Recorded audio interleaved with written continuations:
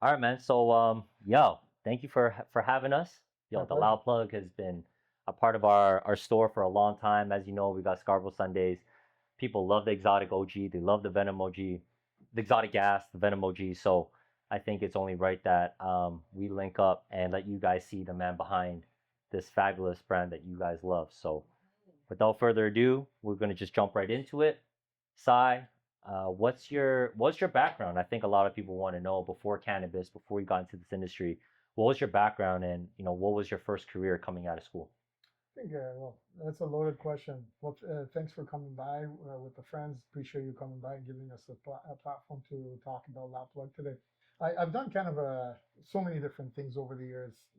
When I left high school, I was always a kind of or think of myself as an entrepreneur, but as a young man, I didn't have a lot of mentorship.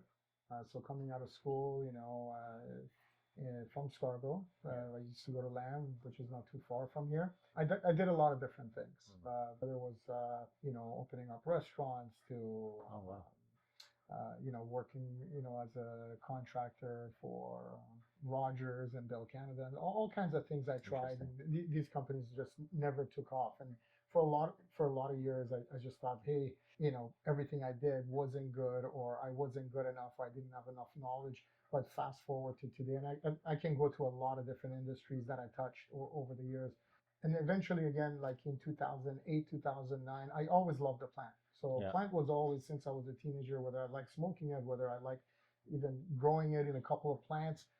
And later on, when I started growing under the MMAR program, I always loved the plant. But at the time, I didn't know it. And you fast forward, 30 years to today, and you say, oh, the Loud Plug has a great name, and it's a successful company.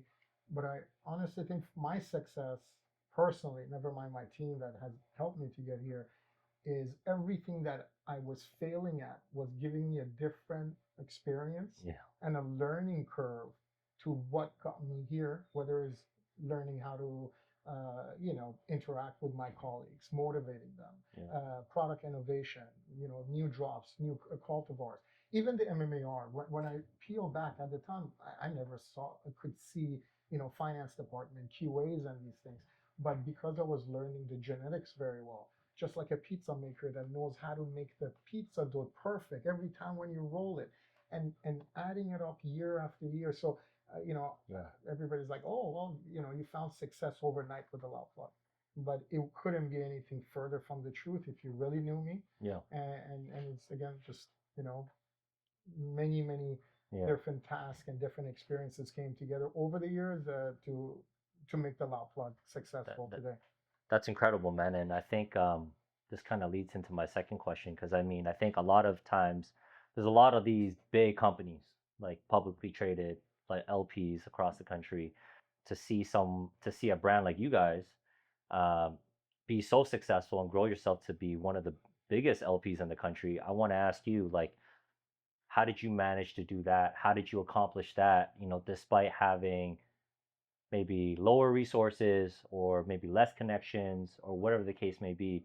I want you to kind of touch on that a little bit. How did you guys leverage what you were given, the cards you were dealt with, to be able to compete with these big guys? Early on, as I said, my experience was helping me a lot, but I didn't know it at the time. The industry was still very new, learning, just like I was learning, whether you're from a small company or big company, we Yeah. were all learning it together.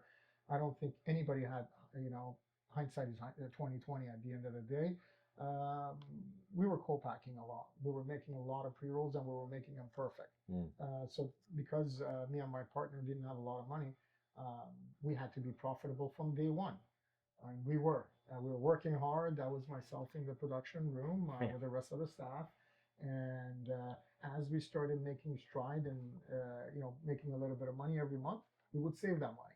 Right. And 7 months later, we started the company in January of 2021, which we're coming just about 4 years right now, 3 years and 9 months or something. And 8 months later, which was August of 2021, August, maybe September, the loud plug dropped. Okay. And overnight, everything changed for me. But Wow. again, the reason it changed, we had an innovative product, which was the Benny Blantos, right? Went Yeah. viral. It was an innovative product or in a market that didn't have much innovation in it in that category at the time. And everybody thought, well, hey, yeah, yeah, you guys are done great. You're a blunt company, and we went to other provinces and did great. But we need to basically keep on innovating. And the reason being, back home, here in Scarborough, we needed more jobs. Sometimes when we lost our co-packing contracts, we would have voids. Wow. And that would affect me personally and our staff. And we kept working harder and harder to make sure that those jobs, those hours are filled. There was a lot of obviously sleepless nights for me and my staff, but every season we would innovate and have something to say in an industry that was very new, even though we were a few years into it, and everybody's like, well, Yeah. there is a lot of competitors. It's going to be very difficult for us to get our voices heard, given some of the competition we were facing. But again, drop some flour, really good because of my background, genetics that we held for all these years, and the knowledge. We know what the consumer wanted. And once the flowers came into the market again, we reinvented the La Plug. And not only was the blunt, now was the flower. And about 8 months after that, which we were almost a year and a half into our ounces drop. So constantly, whether it was the flower, whether it was the blunt, and fast forward to today with our extractions and our live resin carts, we have always maintained very high quality. And I think at the core of it, I always built our brand around being consistent and the quality of the product, and then worry about what else to do. To sum it all up, a lot of innovations and a lot of never settling. That's right. That's right. So I want to ask you, man. I think as the CEO of the Loud Plug and this cannabis brand, what's one piece of advice you'd give to somebody who's trying to enter this industry, whether to be a retailer or to be an LP, or just someone who's looking to have a long-lasting, successful career in this industry? What's a piece of advice you'd give to that person? When I look back again to my own experience, I think it comes down to really learning your craft. Doesn't matter what it is. If you're on, let's say, LP side, then understand what's at the core of our business. It's flower. Understanding what flower needs, how to grow it, what it does it need, different genetics. What does the consumer want? Not just you, what you personally like to smoke. So someone wants to get into this industry, I would say, educate yourself, work at it before you want to kind of jump in and start something new. I mean, starting a new business maybe sounds sexy and very good, but scaling it back, the last thing you want to do, some of the businesses that I tried and I failed, just because I didn't do my homework and pay some dues to get there and try to get there too fast. And sometimes, it becomes an experience rather than a successful story. Right. Okay, so I'm gonna switch gears now, and I'm gonna ask you, what's the best piece of advice that you've ever received from a mentor? One of my mentors, his name is Brad Stott. One of the gentlemen that has been with me in the cannabis space for a long time. One of dear, I guess, valuable lessons that he's always gave me is to grow a company, you really need to understand your people, right, and just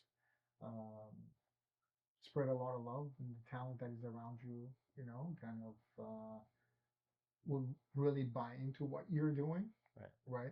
So as far as advice goes, now getting back to what you were asking, just like at the core of it, just pour in your heart and soul and love, and I think the rest of it will follow. And just be passionate what you're doing. Don't do it like half-ass. Beautiful. So now I know that in the previous answer you talked a little bit about just making sure you're profitable and reinvesting that money. Right. So someone as yourself, there's a lot of money that you got to look after and manage. So just to the person out there who's looking to change their financial situation right now, what is the best piece of financial advice that you could give that person? Financial advice, I think, when it comes to cannabis, or I think just in general, actually, I don't think I'm one of those guys that could give really good financial advice, to be honest. And I'll tell you why. Because like for a lot of people, I'm sure there's some buzzwords that you got to save and be very frugal on certain things. Right. But for me, you know, it was been kind of the opposite. Sometimes I do take risks, Yeah, and in order to, sometimes to gain that, you know, golden goose or whatever you're after, you got to risk your money and straight. you know, really go for it. So that's why I'm saying, like, rather than, you know, giving financial advice, which I'm no expert to giving, uh, concentrate on your passion and that product that you want to produce in this industry, and Yeah, hopefully it will be a good financial advice, because the more you know your product and what you're doing in the industry, it makes your investment in whatever you're doing financially, yeah, whether it's in your life or right. whether it's work, it makes it more stable. Yeah, scare money don't make money. That's right. Yeah. I'm the same way. I think in offense a lot, Yeah. you I know? mean, I jumped all in. There was a restaurant that I was trying to, I opened right before the pandemic. Yeah, And when the pandemic hit, within a few months, I lost everything I invested in it. And this opportunity came up again to get my facility back. Once I got my facility back, I had to put up 1.5 million to get it. right. Literally, I risked everything, you know, again, at my age Yeah, to do this. And a lot of people said, you're fucking crazy to do yeah. so, right? Um, and to look back at it right now, maybe I was a little crazy to do it, because I'm not sure if I would do it again. But yeah, I mean, you're right. Salute, man. Yeah, I just That's inspiring. Yeah, jumped all in, and I could have literally yeah, had nothing, zero. yeah. Yeah, Crazy. So that'll just show you kind of the risk and the things that people go through just to allow you to experience a nice spliff, right? So it's that's incredible, man. that is true. Okay. So let's just look ahead a little bit. I think 2024, there's a lot of shake up happening in the industry. Going to 2025, where do you envision the Loud Plug? And what are you most excited about going to 2025? Well, one of the things that La Plug is working on right now is expansion. There's more appetite for flower than ever before across the country. Places like BC, Nova Scotia are great for our products. And I mean, Ontario has always been our number one spot. And, you know, we've been putting a great effort into expansion. We have two farms in Leamington, Ontario. We have another one in New Brunswick, which all three of them are in midst of expansion. Yeah. So we're looking for that expansion to bring some new flavors, you know, to market, and that's, I think, one of the projects I've been working on personally that I'm looking forward to. Amazing. Yeah. Okay, and I think I'll end it with this question, and I'll throw this to you, and I want to get your thoughts on this. If you could go back in time and talk to your 20-year-old self or your 25-year-old self, what would you tell yourself? Uh, I think patience, you know, Yeah, I'm always worried, like, you know, whether I was like 26, 27, or when I was 37, 30 years old, 38 years old, um, it's going to be okay. right. It's going to be okay. Awesome. That's what would be my one advice. Awesome. Yo, Yeah. thank you, man. Yeah, man. Thank you so much. Appreciate you. Yeah, yeah. Yeah. Appreciate it, man. That was awesome, guys. Woo. Let's go. All right. That was great.